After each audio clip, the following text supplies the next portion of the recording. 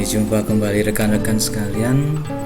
Pada kesempatan kali ini kita akan mencoba untuk berkenalan kembali dengan matematika pada konsep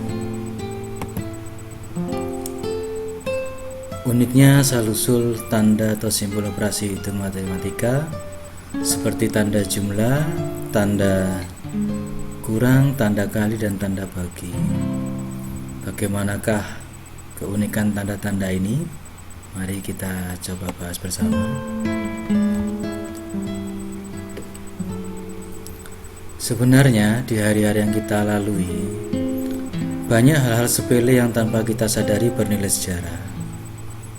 Begitu juga saat kita mempelajari matematika.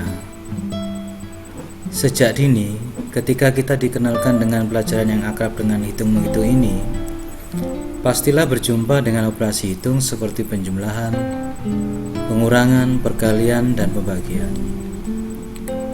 Saat sobat apabila membaca 1 tambah 1 sama dengan titik-titik-titik, pasti sepintas sudah bisa menebak bahwa jawabannya yaitu 2. Namun, yang jadi masalahnya adalah simbol atau tanda plus itu dapat dari mana? Mari kita bahas bersama.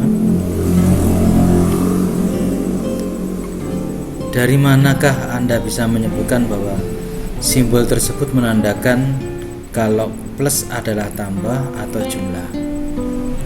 Jika penasaran, mari kita ajak sobat bersama bersafari untuk mengulas mengenai sejarah simbol operasi hitung matematika, baik itu tambah, kurang, kali, dan bagi. Pada zaman Babilonia kuno, para ahli matematika berusaha untuk menghemat waktu dan tenaga dengan mengganti kata-kata dengan simbol-simbol atau tanda tertentu. Simbol atau tanda tertentu tersebut akan dipakai dan disepakati secara umum dan akan mewakili suatu maksud atau kata tertentu. Beberapa di antaranya adalah simbol plus, simbol min, simbol kali, dan simbol bagi, yang akan mewakili operasi aritmatika dasar, yaitu penambahan, pengurangan, perkalian, dan pembagian. Keempat simbol tersebut merupakan simbol-simbol yang akan kita pakai dalam perhitungan. Sebenarnya, simbol tersebut masih tergolong baru dalam sejarah matematika. Untuk beberapa simbol kuno yang pernah dipakai dalam operasi matematika bisa dilihat pada gambar di bawah ini. Ya, untuk proses aritmatika penjumlahan simbolnya bisa mula-mula seperti ini, kemudian berlanjut seperti ini, dan akhirnya untuk simbol yang kita kenal sekarang. Di dalam pengurangan, pada mulanya simbolnya adalah seperti ini, kemudian berubah menjadi simbol seperti ini, dan akhirnya menjadi simbol min seperti ini. Begitu pula untuk perkalian dan pembagian.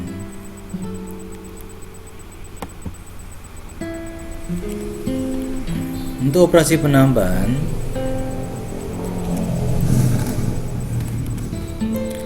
ahli hitung Renaissance, yaitu bernama Tartaglia, mempergunakan huruf pertama piu yang berasal dari bahasa Italia plus untuk menunjukkan penambahan. Tanda simbol seperti ini barangkali merupakan bentuk penyingkatan et yang bermakna dan dari bahasa Latin. Untuk operasi pengurangan, tanda minus ini pada zaman Yunani ditampilkan oleh Diopantus.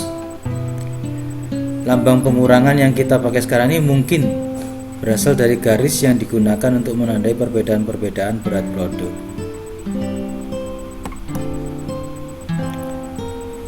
Untuk operasi perkalian cukup unik.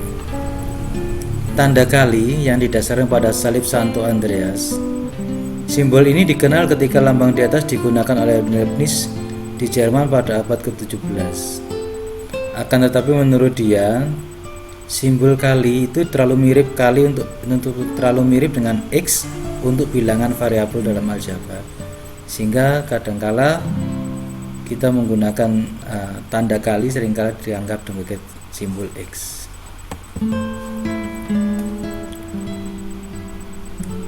Untuk operasi pembagian di negara Prancis pada saat abad ke-18, Gallimard menggunakan huruf D terbalik untuk pembagian.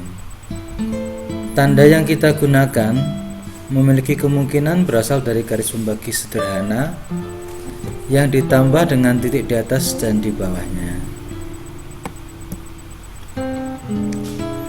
Ternyata simbol yang menjadi dasar perhitungan aritmatika sudah mengalami banyak evolusi atau perubahan. Namun, meskipun maksudnya sama, simbol yang digunakan sekarang lebih simpel atau sederhana. Hal ini bertujuan untuk memudahkan kita dalam mempelajari ilmu perhitungan yang dibungkus lengkap dalam matematika. Terima kasih sudah menyaksikan konten ini. Semoga kita bisa berjumpa kembali pada konten-konten berikutnya.